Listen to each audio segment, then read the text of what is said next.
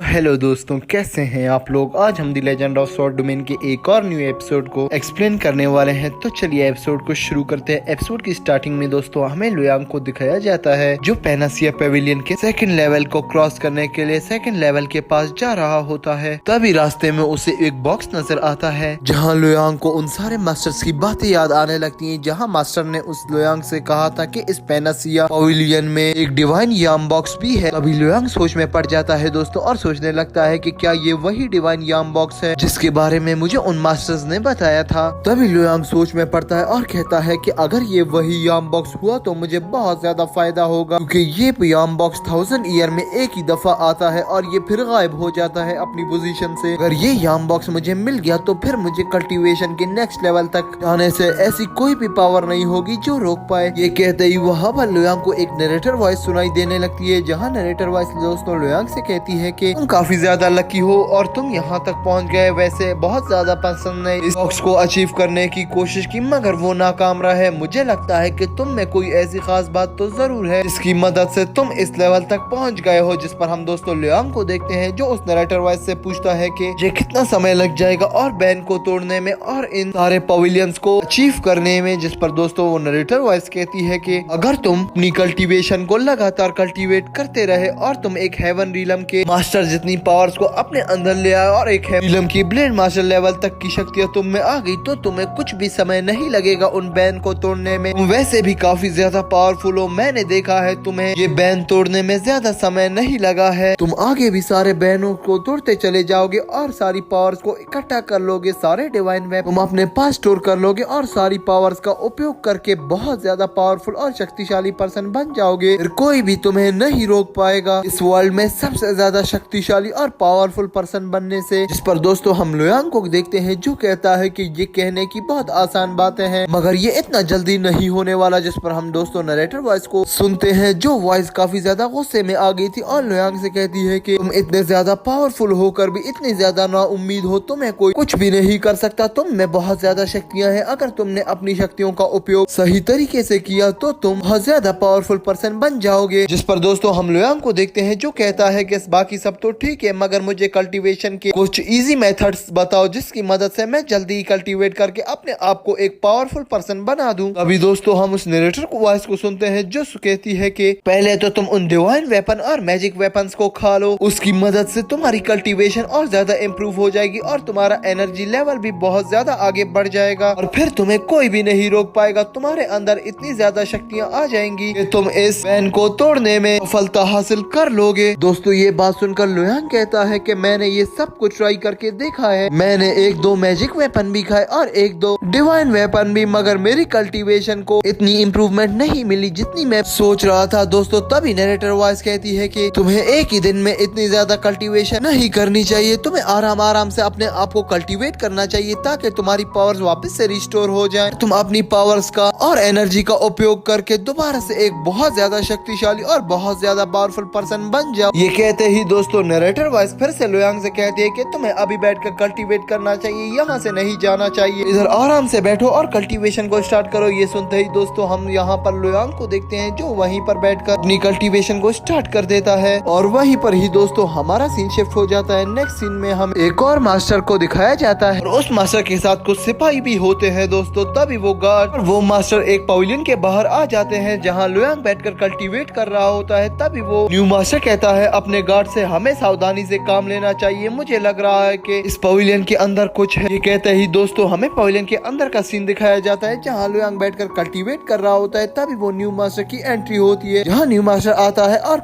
Luoyang से पूछता है कि तुम कौन हो और यहाँ पर क्या कर रहे हो। जिसके जवाब में लुयांग कहता है मैं जानकिन का ब्लेड मास्टर हूँ और आप क्या डिवाइन वैली के मास्टर तो नहीं। जिस पर दोस्तों हम देखते हैं कि वो मास्टर कहता है कि हाँ मैं ही उस डिवाइन वैली का एक मास्टर हूँ और मैं ही इस पवेलियन का भी हेड हूँ, ये पवेलियन भी मेरा है, इसकी सारी पावर्स भी मेरी है और मुझे सुनने में आया है कि तुमने यहाँ से काफी ज्यादा मैजिक वेपन और काफी ज्यादा डिवाइन वेपन उठाए हैं, क्या ये बात सच है? अगर सच है तो वो सारे वेपन लाकर मुझे दे दो, फिर मैं तुम्हें यहाँ से जाने दूंगा, अदरवाइज मैं तुम्हें यहीं पर ही मार डालूंगा। जिस पर दोस्तों हम लुयांग को देखते हैं जो उठता है और अपनी टेबल की ओर बढ़ता है। तभी आगे बढ़ते ही वो कहता है कि हाँ वो सारे वेपन्स मेरे ही पास हैं, मगर ये बात कभी भी गलती से भी मत सोचना कि वो सारे वेपन्स मैं तुम्हें दे दूंगा। मैंने उसको इतनी मुश्किल से अचीव किया है और मैं तुम्हें उसको इतनी ही आसानी से दे दूंगा, क्या तुम पागल तो नहीं हो गए? और ऐसा सोचना भी मत ना, ऐसा होने वाला है। ये कहते ही दोस्तों हम देखते हैं वहाँ डिवाइन वैली मास्टर को काफी ज्यादा गुस्सा आ जाता है, तभी वो अटैक कर देता है लुयांग की और मगर लुयांग उसके अटैक को दोस्तों बहुत आसानी से रोक लेता है वहीं पर और वो काफी ज्यादा अटैक करने लग जाता है लुयांग के ऊपर, मगर लुयांग उनके अटैक्स को अपने वन हैंड से ही रोक रहा होता है। ये देखकर वहाँ उस डिवाइन वैली मास्टर को कुछ भी नहीं समझ आ रहा होता, जहाँ वो मास्टर कहता है कि तुम्हारे अंदर इतनी ज्यादा शक्तियाँ कहाँ से हैं कि तुम एक स्वॉर्ड एनर्जी अटैक को इतनी आसानी से रोक रहे हो। जिस पर दोस्तों हम लुयांग को देखते हैं जो कहता है कि क्या तुम सरप्राइज हो गए? ये तो कुछ भी नहीं, मेरे अंदर इतनी पावर है कि मैं एक ही झटके में तुम्हें तुम्हारी सारी आर्मी के साथ ही दफन कर सकता हूँ यहीं पे। अगर तुम चाहो तो मैं तुम्हें एक ट्रेलर दिखा सकता हूँ। ये कहते ही दोस्तों हम लुयांग को देखते हैं जो अपने एक अटैक को एक्टिवेट कर देता है और अपनी स्पिरिचुअल पावर्स को अपने हैंड में ले आता है और सीधा डिवाइन वैली के मास्टर के ऊपर अटैक कर देता है। दोस्तों यहाँ पर डिवाइन वैली का मास्टर अपने इर्द गिर्द एक शील्ड बना लेता है, मगर फर्स्ट प्रोटेक्शन शील्ड इतनी ज्यादा पावरफुल नहीं होती, वो ब्रोक होती चली जाती है। तभी वो मास्टर अपने इर्द गिर्द एक सेकंड शील्ड भी क्रिएट कर देता है, मगर वो सेकंड शील्ड वहीं पर ही ब्रोक हो जाती है और वो मास्टर पीछे जाकर गिर जाता है और सारे सिपाही यहाँ पर देख लेते हैं कि मास्टर्स में इतनी पावर्स नहीं है जितनी लुयांग में है।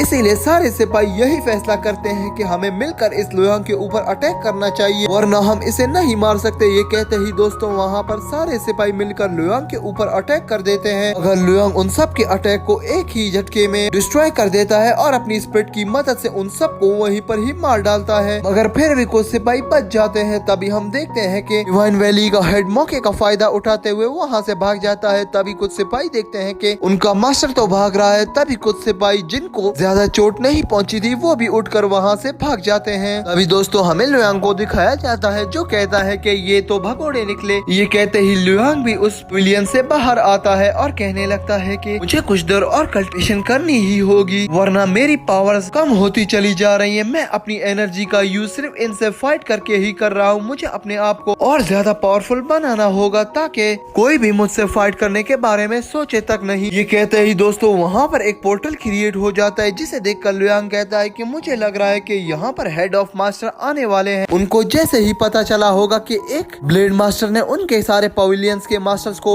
मारा है तो वो भागते चले आएंगे अपने पवेलियंस को प्रोटेक्ट करने के लिए, मगर मैं उन्हें भी नहीं छोड़ूंगा। अगर उनने ज्यादा कोशिश की मुझसे ये पवेलियन छीनने की या मेरे इन डिवाइन स्टोन्स को छीनने की तो मैं उस मास्टर को भी यहीं पर ही खत्म कर डालूंगा। ये कहते ही लुयांग कहता है कि मुझे थोड़ी और जगह को चेंज करना होगा और वहाँ बैठकर कल्टीवेट करना होगा। ये देखते ही दोस्तों हमारा सीन शिफ्ट हो जाता है। नेक्स्ट सीन में हमें लुयांग को दिखाया जा रहा होता है जो कहीं और पर बैठ के कल्टीवेट कर रहा होता है। ये कहते ही लुयांग कहता है कि कोई आ रहा है। तभी दोस्तों हम देखते हैं कि लिटिल डीमन फेरी वहाँ आ जाती है, जहाँ लुयांग उससे पूछता है कि स्क्रिप्ट्रा पवेलियन में क्या हुआ है, मुझे उसके बारे में खबर दो लिटिल डीमन फेरी। दोस्तों जहाँ हम लिटिल डीमन फेरी को देखते हैं जो लुयांग से कहती है कि जितने भी मास्टर्स यहाँ से गए हैं और जो न्यू मास्टर्स हैं वो सारे मिलकर उस स्क्रिप्ट्रा पवेलियन को ब्रोक करने की कोशिश कर रहे हैं ताकि वो तुमसे पहले ही उस डिवाइन या इमॉर्टल वेपन को अचीव कर सके। वो सारे उस बैन को तोड़ने की कोशिश कर रहे हैं। ये सुनते ही लुयांग कहता है कि लिटिल डीमन फेरी तुम्हें चिंता करने की कोई जरूरत भी नहीं, वो नहीं बैन को ब्रोक कर सकते, वो भी स्क्रिप्ट्रा पवेलियन का, क्योंकि स्क्रिप्ट्रा पवेलियन का बैन सबसे ज्यादा पावरफुल बैन है। उसको जितने भी ये मास्टर्स मिल जाएं वो नहीं ब्रोक कर पाएंगे। जिस पे दोस्तों हम लिटिल डीमन फेरी को देखते हैं जो लुयांग से कहती है कि ये जो स्क्रिप्ट्रा पवेलियन है इसका बैन सिर्फ मास्टर्स ही नहीं तोड़ रहे, वहाँ पर इमॉर्टल्स भी आए हुए हैं जो इमॉर्टल्स काफी ज्यादा पावरफुल हैं। वो सब मिलकर उस बैन को तोड़ डालेंगे और तुम यहाँ पर खड़े ही रह जाओगे। जिस पर दोस्तों हम लुयांग को देखते हैं जो लिटिल डीमन फेरी से कहता है कि क्या तुम सच कह रही हो कि इमॉर्टल्स भी वहाँ पर आए हुए हैं उस बैन को तोड़ने के लिए। जिस पर दोस्तों हम लिटिल डीमन फेरी को देखते हैं जो कहती है कि हाँ मेरे पास इतनी पावर्स नहीं थी कि मैं उन सबको रोक सकती, वरना मैं जरूर उनको रोकती और तुम्हें बुलाती, तुम्हारा इंतजार करती ताकि तुम उस बैन को ब्रोक करके अंदर एंटर हो सको, मगर मेरे पास इतना समय नहीं था कि मैं उनको रोकती, इसीलिए मैं तुम्हारे पास आ गई तुम्हें बताने के लिए। और उन सब के पास बहुत ज्यादा डिवाइन स्टोन है, तुमने जिन जिन मास्टर को डिवाइन स्टोन दिया था उन सब ने अपना डिवाइन स्टोन्स को इकट्ठे करके एक मास्टर को खिला लिया और उन सब ने प्लानिंग की है कि वो सब मिलकर एक पर्सन को पावरफुल बनाएंगे और तुमसे फाइट करवा के उसे जितवा देंगे, फिर तुमसे सारे डिवाइन वेपन को छीन लेंगे। जिस पर दोस्तों लुयांग कहता है कि लिटिल डीमन फेरी तुम्हें चिंता करने की कोई भी जरूरत नहीं है, मैंने अपने पास बहुत ज्यादा डिवाइन वेपन और मैजिक बॉटल स्टोर करके रखी हुई है, ये देखो, और इनमें से कुछ तुम ही रख लो ताकि तुम भी थोड़ी बहुत पावरफुल हो जाओ। ये कहते ही दोस्तों हम लिटिल डीमन फेरी को देखते हैं जो कहती है कि लुयांग मैं ये तुमसे नहीं ले सकती, मगर दोस्तों यहाँ पर लुयांग कहता है कि नहीं लिटिल डीमन फेरी, ये अपने पास रखो ताकि तुम पावरफुल